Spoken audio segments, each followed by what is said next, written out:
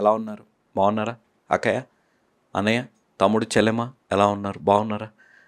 బాధలో ఉన్నట్టున్నారే. దుఃఖం ఉందా? కన్నీరు ఉందా? ఈ మాసం శ్రమ దినాలు బ్రదర్, మా జీవితాల్లో కూడా శ్రమలు ఉన్నాయి అని కృంగిపోయే పరిస్థితులు ఉన్నారా? నేను అనుకునేది, మీరు తిరస్కరింపబడ్డారా? మీరు ప్రేమించేవారు వారి ప్రవర్తన ద్వారా, వారి మాటల ద్వారా మిమ్మల్ని తిరస్కరించే విధంగా ఉన్నాయా? మిమ్మల్ని లెక్క చేయకుండా ఉండే పరిస్థితుల్లో మీరు జీవిస్తున్నారా? బ్రదర్, నేను ఎంత ప్రేమిస్తాను, నేను ఎంత చేస్తాను, అయినా నన్ను తిరస్కరిస్తున్నారు బ్రదర్. నా బట్టల్ని బట్టి, నా హావభావాల్ని బట్టి, లేకపోతే నేను వారికి మంచి చెప్పినా కూడా తిరస్కరించి చులకనగా చూస్తున్నారు అని చెప్పి మీరు బాధపడుతున్నారు.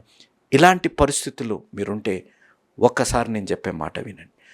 మనిషి జీవితంలో బహుగా గాయం కలిగే విషయం ఏంటిదంటే, ఎవరైనా మనల్ని తిరస్కరించినప్పుడు, అది ప్రేమైనా, అది స్నేహమైనా, అది సంబంధమైనా, అది కుటుంబమైనా, ఉద్యోగమైనా, ఏదైనా కానీ ఎవరైనా ఒక రిజెక్షన్ని మనం యాక్సెప్ట్ చేయాలి అంటే చాలా బాధాకరమైనది. ఒక్కసారి ఆలోచించండి, క్రీస్తుని మనం ఎంతగా తిరస్కరించాం, ఎంత బహుబలంగా మన ప్రవర్తనని బట్టి, మన జీవిత విధానాన్ని బట్టి, మన మాటల్ని బట్టి దేవుడికి ఎంతగా తిరస్కరించాం. కానైనా ఆయన మనల్ని అంగీకరించడానికి సిద్ధంగా ఉన్న దేవుడు. మనం చేసిన తప్పేంటిది?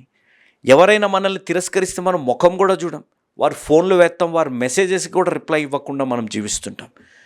కానీ మన జీవితాలు ఎప్పుడైతే మనం పశ్చాత్తాపపడి దేవుడిని ఒక్కసారి ప్రార్థన చేస్తే ఆయన అంగీకరించే దేవుడుగా ఉన్నారు.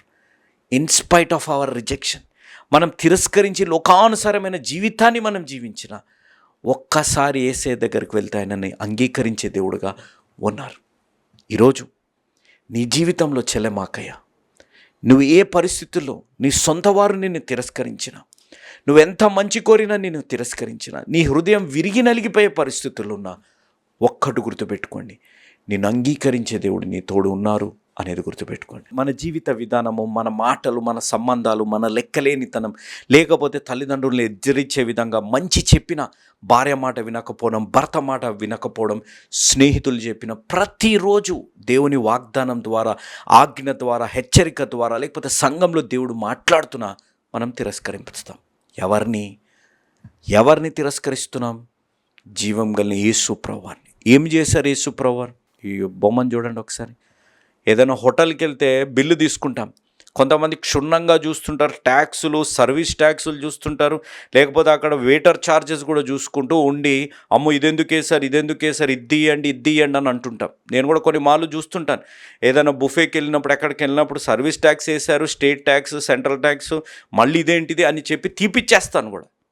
కానీ ఈ బిల్లుని చూడండి, దేవుడు ఏది తీయలేదు, సమస్తం బిల్లు ఆయన పే చేశాడు. మనము చెల్లించాల్సిన మూల్యాన్ని ఆయన చెల్లించి జీరో మనకి, అనగా ఏమి చెల్లించే అవసరం లేదు అనేది మనకిచ్చి సమస్తాన్ని యేసు ప్రభువారు చెల్లించారు. ఈరోజు ఆ దేవుడు నీ దేవుడుగా ఉన్నారు. నువ్వు గ్రహిస్తున్నావా? నువ్వు ఒక్కసారి ఆలోచిస్తున్నావా? ఆ దేవుడు నీ దేవుడుగా ఉన్నప్పుడు ఆ దేవుడిని అంగీకరించే విధంగా ఉన్నావు.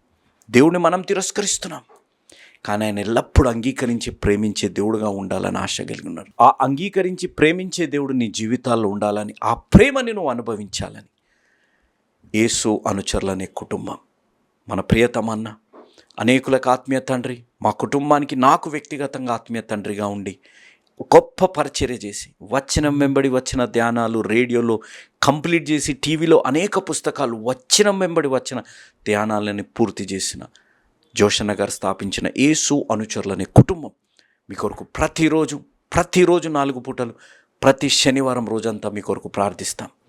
మీరు మరవకండి. మీ కుమారులం, మీ తోబుట్టులం, మీ స్నేహితులం, మీ కుటుంబంలో సభ్యులాంటి జాన్ స్పర్జన్ గారు, భక్తి సింగ్ అనే నేను, మీరు మర్చినా మేము మరవకుండా మీ కొరకు ప్రార్థిస్తాం.